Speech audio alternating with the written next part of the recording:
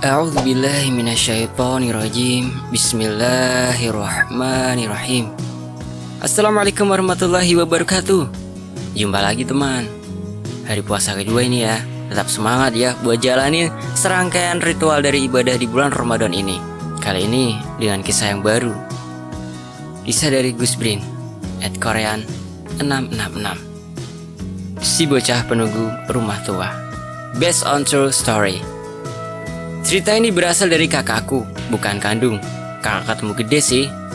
Berlatar di tahun 2010, tepatnya di bulan November, dan bertempat di desa yang diberi nama Tanah Merah. Bukan nama asli.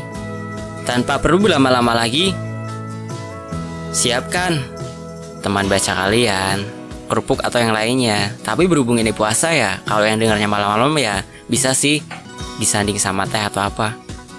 Ya terserah kalian gimana enaknya ya. Hanya saran saja, jangan disimak sendiri di tempat gelap. Kalau merasa takut dan pusing, silahkan ambil air wudhu bagi yang muslim ya, dan berdoa sesuai keyakinan masing-masing. Ingat ya, ambil air wudhu, oke? Lihat kembali sekeliling kalian. Mungkin saja ada anak kecil yang tersenyum nanar menatap kalian. Oke, sebelum kita masuk, kita berdoa dulu ya. Bismillahirrahmanirrahim.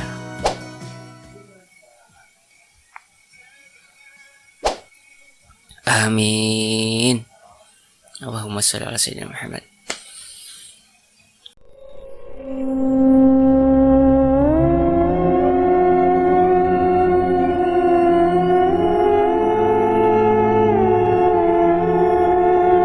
Malam itu, Vero, kakakku, dan suaminya Tomo baru saja mengemas barang-barang yang akan dipindahkan di rumah baru mereka. Rumahnya tidak terlalu jauh dari rumah bapak dan ibu Vero, hanya berjarak 10 km saja. Singkat cerita, sampailah mereka di rumah barunya. Ya, mereka hanya berdua, karena memang beberapa barang besar sudah dipindahkan terlebih dahulu. Mas, rumahnya bagus ya, murah pula tahunannya, kata Vero sumringah. Alhamdulillah dek, rezeki anak ini nih, jawab Tomo, tersenyum sembari mengelus-ngelus perut Vero yang membesar.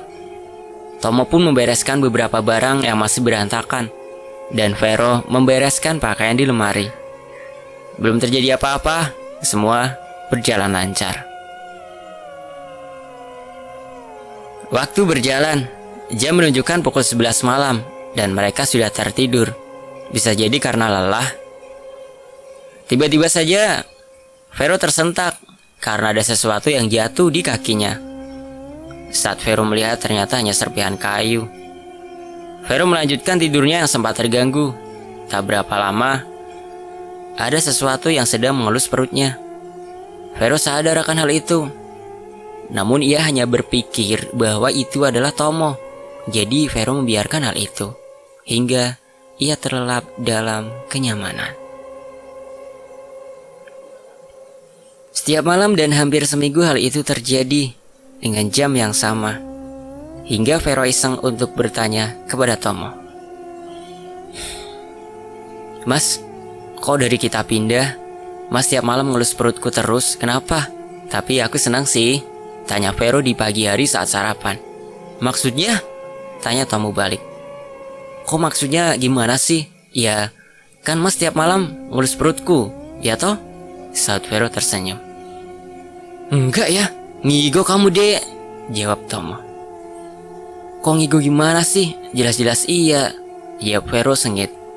Alah, sudahlah, mungkin dirimu stres dek. Ya udah, nanti malam mas elus-elus perutnya ya, kata Tomo meredam Vero yang sedikit jengkel. Vero hanya menanggapinya dengan senyum kecut.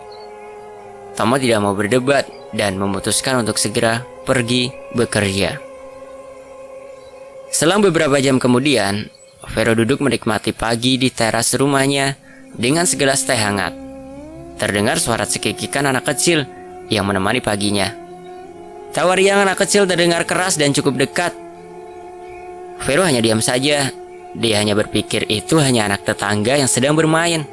Dia tidak berpikir macam-macam. Malah ia berkhayal akan selucu apa anaknya nanti. Pasti akan seriang mereka, Yona, sembari mengelus perutnya.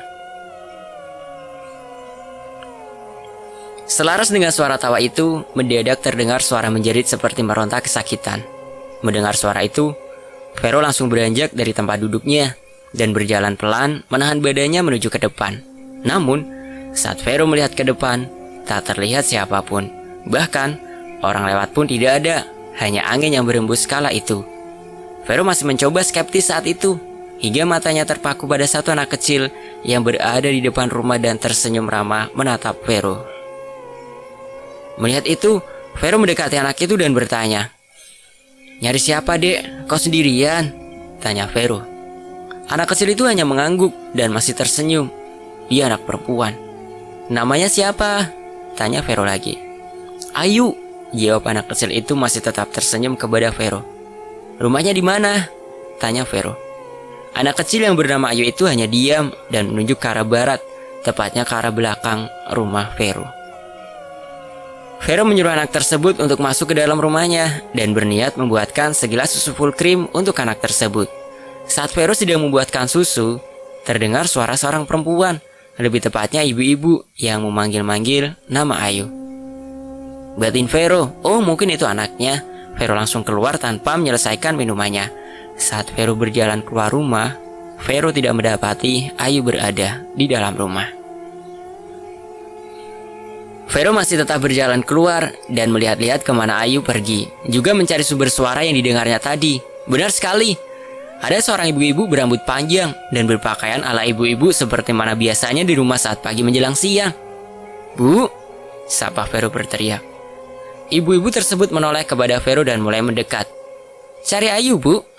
tanya Vero. "Iya, ada nampak anaknya nggak ya?" tanya ibu tersebut dengan wajah yang terlihat cemas yang amat sangat, hingga menggambarkan raut wajah sedih. Vero saat itu mendadak merasa aneh dengan ekspresi wajah ibu tersebut.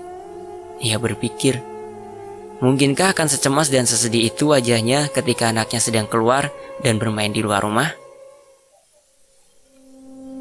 "Ada, Bu, tadi anaknya di rumahku, tapi sekarang entah kemana, mungkin ketemu temannya dan langsung terus pergi main," terang Vero tanpa babi bu. Ibu tersebut langsung pergi tanpa basa-basi sama sekali. Terima kasih atau salam pun tidak. Vero hanya diam menatap ibu tersebut sampai akhirnya menjauh dari rumah Vero. Oh, orang gila, gak ada tata keramanya. Apa ya begini penduduk desa ini? Gimana Indonesia mau rukun, sama tetangga aja kelakuannya begitu. Gumam Vero yang sedari tadi menahan umpatannya agar tidak terdengar oleh ibu tersebut dan lalu menutup pintu rumahnya. Vero kembali ke aktivitasnya sehari-hari. Setelah membereskan bagian rumah yang kotor, Vero mulai duduk bersandar dan menjulurkan kakinya. Selonjorannya bahasa Indonesia aku nggak tahu. Dan mulai merajut benang perlahan-lahan. Tangannya bergelut dengan benang dan jarum rajut, sedang matanya menatap layar televisi. Beberapa jam kemudian, suara adzan zuhur terdengar merdu di seluruh penjuru desa. Vero segera bergegas untuk mengambil air wudhu dan melaksanakan kewajibannya sebagai seorang muslim yang taat. Rumah yang dihuni Vero dan Tomo hampir mirip dengan rumah ini. Insya Allah jika tidak lupa dan ada kesempatan, foto rumah tersebut akan ada di akhir thread. Oke, lanjut. Vero yang sudah selesai mengambil air wudhu segera melaksanakan sholat. Di pertengahan sholat, tepatnya pada rakaat ketiga, telinga Vero mendengar sesuatu yang mengganggu konsentrasinya. Suara anak kecil yang kembali tertawa. Tapi kali ini suara itu berasal dari dapur, tidak jauh dari tempat Vero sholat. Suara itu tertawa dan terkadang terdengar langkah kaki berlari lalu lalang. Vero yang terganggu dengan hal itu mengumpat dalam hatinya meskipun ia sedang sholat. Ini bocah siapa? Masuk gak kulonuwun, umpat dalam hati. Selepas ia selesai sholat, tanpa doa terlebih dahulu, Vero langsung beranjak dan melihat siapa sebenarnya masuk ke dalam rumahnya. Saat dilihat, Vero tidak menemukan siapapun. Kok gak ada bocah? Anaknya siapa sebenarnya? Gak sopan banget, gumam Vero. Merasa bahwa dirinya sedang dikerjai oleh anak kecil, Vero mengunci semua pintunya dan masuk ke dalam kamar, lalu mencoba untuk tidur. Saat setelah Vero terlelap, ia kembali terganggu dengan suara berisik. Suara itu adalah suara ibu-ibu yang lagi-lagi menyebut nama Ayu. "Ah, itu siapa sih? Mekain telinga," umpat Vero tak berapa lama pintu rumah diketuk oleh seseorang yang entah siapa. Vero kembali mengumpat karena merasa mengganggu tidur siangnya. Dengan wajah kesal, Vero beranjak dari tempat tidurnya dan membukakan pintu rumahnya. "Siapa ya?" tanya Vero kepada seorang bapak-bapak menggunakan peci hitam. "Oh, saya RT di sini, Mbak. Berhubung mbaknya baru pindah, harus didata ya, Mbak," terang bapak tersebut. Pembicaraan berlangsung seperti selayaknya seorang ketua RT di desa, meminta data keluarga Vero agar bisa lebih aman berada di RT tersebut. Sampai pada basa-basi yang membuat Vero sedikit bingung dan berpikir keras. "Oh iya, Mbak, tadi ada lihat perempuan yang manggil nama Ayu nggak ya?" tanya Pak RT tersebut. "Oh iya, Pak, tadi ada 2 kali lewat rumah ini. Memangnya kenapa, Pak?" tanya Vero balik. Nggak disuruh masuk rumah kan, Mbak?" kata Pak RT seolah ada yang akan disampaikan lagi. Vero hanya menggelengkan kepala menyatakan jawaban tidak. "Oh, syukurlah. Ya hati-hati saja, Mbak. Kalau dia lewat lagi, jangan dipanggil, apalagi disuruh masuk. Orangnya secanting kurang." Peribahasa mengungkapkan bahwa orang tersebut gila. Terang Pak RT membuat Vero mendelik kaget. "Terus, Ayu itu siapa, Pak?" tanya Vero menyelidik. "Oh, itu anaknya. Yang penting hati-hati. Apalagi mbaknya masih mengandung. Dijaga ya. Aku mau keliling dulu," kata Pak RT itu sembari beranjak dari kursi, lalu pamit. Vero merasa tidak puas dengan penjelasan Pak RT tadi. Tapi apa dikata, orangnya harus bertugas. Mungkin lain waktu lagi Vero bisa bertanya.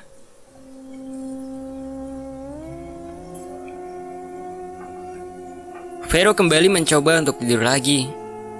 Meskipun terkadang suara ibu-ibu yang memanggil nama Ayu itu tadi terdengar. Sore berganti malam. Tomo sudah pulang sedari 4 jam yang lalu. Obrolan romantis dari sore menghiasi bahtera rumah tangga mereka. Hingga azan demi azan berkumandang, mereka tak lupa untuk sholat berjamaah bersama. Lagi, Vero kembali mendengar suara anak kecil itu. Pada rakaat ketiga, Tomo pun demikian. Ia sadar bahwa sebenarnya ada yang tak nyata sedang berada di rumahnya. Namun, Tomo pandai untuk membuat Vero tetap tenang dan membuat Vero tidak berpikir aneh. Sebenarnya hal itu dirasakan Tomo selama ia tinggal di rumah itu. Namun, Vero baru merasakan siang tadi. Tomo bersiasat untuk kembali mengingat ucapan Vero pagi tadi tentang perut Vero yang dielus olehnya. Maka malam itu sejak jam 10:30 Vero sudah tertidur lelap. Dan Tomo sengaja untuk tidak tertidur dan memastikan apa yang sebenarnya terjadi. Benar saja, saat mata Tomo sedikit dipejamkan, samar-samar terlihat anak kecil yang masuk ke dalam kamar dan mendekati Vero. Lantas mengelus kembali perut Vero. Sosok menyerupai anak perempuan dengan tangan mungilnya, seolah sedang menantikan kehadiran adiknya sendiri lahir. Tomo tidak melakukan apa-apa, ia hanya mengintip dari sela-sela picingan matanya. Lama sekali anak tersebut berdiri dan mengelus perut Vero. Tomo yang geram dan terganggu mencoba untuk ikut mengelus perut Vero. Ya, serupa mengelabui anak kecil, Tomo pura-pura tidur. Hal yang tidak menyenangkan malah justru terjadi saat menyentuh perut Vero. Samar-samar terlihat anak perempuan itu memasang raut wajah yang marah, seakan tak terima. Tanpa babi bu lagi, Tomo bangun dan memelototi anak perempuan itu. "Pulang kamu, jangan ganggu anakku," kata Tomo dalam hatinya, dengan mata melotot ke arah anak kecil tersebut. "Ini adikku," balas anak kecil itu membalas melotot kepada Tomo, dan lebih gahar daripada Tomo. Melihat perubahan wajah anak itu, Tomo sedikit beringsut mundur. Malam berlalu setelah anak kecil tersebut membantah ucapan Tomo dan langsung menghilang. Hari ini Tomo sengaja untuk tak pergi bekerja. Ada yang harus ia ketahui, siapa perempuan kecil itu. "Dek, main tempat ibu hari ini yuk," ajak Tomo. Wah, ayo mas, aku ya kangen sama ibu, jawab Vero sembari tersenyum girang. Tak lama setelah sarapan, Vero membereskan beberapa pakaian untuk 2 hari. Ya, mereka pasti akan menginap, dan itu adalah tujuan Tomo. Saat memasukkan beberapa pakaian ke dalam tas, Vero seakan melihat anak kecil yang sedang berdiri memperhatikan dia. Dan benar saja, Vero melihat Ayu berdiri di luar rumah, tepatnya di depan jendela kamar. Ayu, ngapain di sana dek? Masuk sini, kata Vero basa-basi menyapa Ayu. Namun, Ayu hanya berdiri lantas berlari pergi. Dasar anak kecil, gumam Vero. Ngomong sama siapa dek? Tanya Tomo. Itu loh mas, si Ayu, anaknya tetangga sebelah. Dia sering kesini, tapi sayangnya ibunya agak gila. Terang Vero masih dalam keadaan berkemas. Tomo hanya diam saja, tak berkomentar apapun. Mereka pun pergi dari rumah. Tak lupa pula mengunci pintu sebelum meninggalkan rumah. Tak sampai setengah jam, Vero dan Tomo sampai di rumah ibunya, tepatnya di rumah mertuanya Tomo. Seperti mana biasanya, seorang anak kecil yang datang ke rumah ibunya dan seorang menantu yang datang ke rumah mertuanya, berbincang-bincang seadanya dan tak lupa pula makan. Hingga selepas melaksanakan sholat zuhur berjamaah, Tomo pamit untuk pergi ke rumah temannya. Singkat cerita, Tomo sampai di rumah temannya yang bernama Riko. Pembicaraan sudah dimulai dan minuman penghangat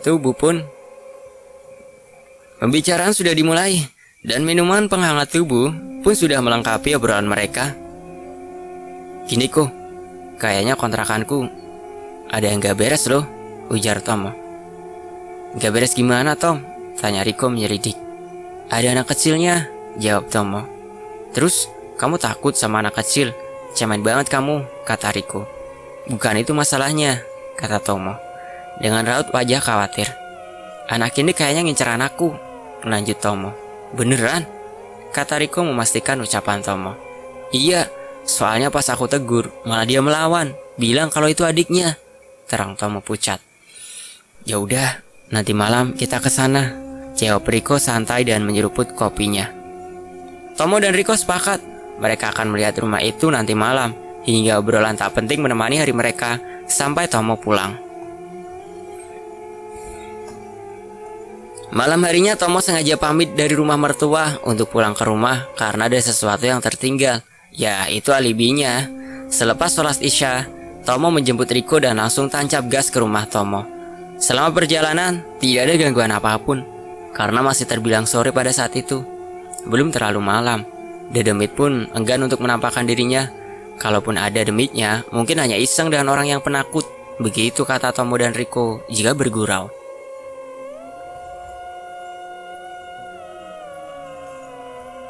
Singkat cerita, sampailah Tomo dan Riko di rumah Tomo. Hawa dingin menyelimuti suasana desa malam itu, gelap dan pekat. Embun yang serupa dengan asap tebal terlihat mengepul di kejauhan. Belum terlihat tanda-tanda adanya sosok menyeramkan saat itu. Tomo dan Riko langsung masuk ke dalam rumah dan membuat segelas kopi untuk mereka. Sembari menunggu kedatangan hal yang aneh, Tomo dan Riko menikmati kopi sambil menonton TV. Jam menunjukkan pukul 9:35. Disitulah hal aneh terjadi. Samar-samar terdengar suara anak kecil memanggil-manggil nama Dek. Karena suara TV yang cukup keras, Tomo dan Riko hanya berpikir itu adalah orang sebelah. Tapi semakin lama suara itu semakin kencang, hingga cukup mengganggu acara TV yang masih seru. Riko yang geram dengan suara itu berdiri dan mencari ke sumber suara. Riko sudah berkeliling, ternyata tidak ditemukan siapapun. Saat Riko kembali ke ruang TV, matanya terpaku oleh sosok anak kecil berambut panjang dan menggunakan baju berwarna merah. Anak kecil itu tersenyum ramah, namun wajahnya pucat. Dan jelas itu bukan manusia tentunya. Tomo tak menyadari hal itu, karena sebenarnya perempuan kecil itu berada tepat di samping Tomo. Anak cantik, siapa namanya? Pulang ya, sapa Riko kepada anak kecil tersebut. Mendengar hal itu, Tomo langsung meloncat kaget, separuh takut. Kamu suruh apa? Sahut Tomo yang terkejut. Itu anaknya, kata Riko dengan santai dan menunjuk tepat di arah duduk sebelumnya. Tomo spontan memukul kepala Riko. Duh, aku yang gak nampak, Bol. kata Tomo yang gemas. Oh, ngeplak indas. Tak kon jupuk anakmu iki bocahe. Gelem ki? Saut Riko ikut geram. Ya udah terserah, mau diapakan, suruh pergi yang penting, jawab Tomo. Anak cantik, pulang yuk, udah malam, kata Riko. Anak perempuan itu masih terdiam dan tersenyum ramah menatap Riko. Weh, kok ngedeni yo, malah gormesem cuk, kata Riko sedikit takut saat itu. Apa maumu? Tanya Riko pada anak kecil yang tersenyum itu. Naas, hanya tatapan senyum dingin dari anak perempuan itu yang menjadi jawaban dari pertanyaan Riko. Entah apa maksud dari senyuman itu. Riko bingung dengan keadaan malam itu. Harus bagaimana dia bisa berinteraksi dengan anak kecil itu. Apa maumu? Aku tanya. Tanya Riko lagi. Jalukmu apa tak takon? Tanya Riko lagi. Aku cuma minta adikku, jawab anak kecil itu. Raiso, iku duduk adikmu, mulai kono, ujar Riko membentak anak kecil tersebut. Semula aja anak kecil yang mekar dengan senyum dingin, kini berubah menjadi wajah seolah kejam dan marah. Wajahnya berubah seolah bukan lagi dirinya. Anak kecil itu kini menatap Riko dengan tatapan penuh amarah. Benar, mendadak angin kencang yang entah datang dari mana berhembus ke arah wajah Riko. Melihat hal itu, Tomo hanya bingung. Cok, jane piye iki? Aku gak iso ndelok, sahut Tomo yang sedari tadi bingung. Yakin, kon pengen delok? Tanya Riko meyakinkan Tomo. Yakinlah, iki tentang anakku cok, jawab Tomo yakin. Ya wis, kata Tomo. Entah hajian apa yang disebut Riko, Tomo kini bisa melihat anak kecil itu. Ia tak takut, bahkan terkejut pun tidak. Hanya amarah yang ada dalam pikiran Tomo saat itu. Ditambah melihat wajah lucu yang sangat menyebalkan dari anak kecil itu. Dedi kowe senggaroni bojo mau isu? Tanya Tomo dengan nada emosi. Dek nggo adikku, aku kudu njigo adikku, jawab anak kecil tersebut dengan nada emosi pula. Edan po adikmu, demi Edan, maki Tomo. Anak kecil itu hanya menatap marah Tomo dan Riko.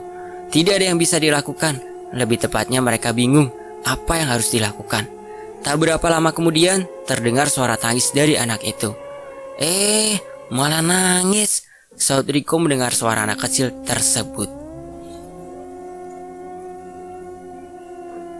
Riko komat kamit membaca beberapa mantra yang entah apa yang ia sebut. Selaras dengan itu, anak kecil tersebut pergi, menghilang secara perlahan. Tomo dan Riko kebingungan apa yang harus dilakukan. Justru malah Riko yang cemas akan terjadi sesuatu dengan Vero, bukan malah anaknya. Aku malah wedi cah cilik iku nyerang Vero, kata Riko. Kok iso ngono?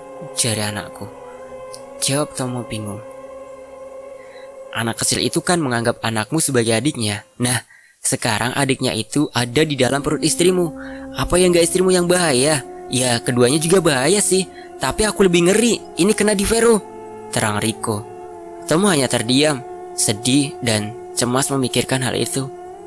Tomo dan Riko akhirnya pulang dengan hasil yang tidak memuaskan, bahkan tidak membuahi hasil.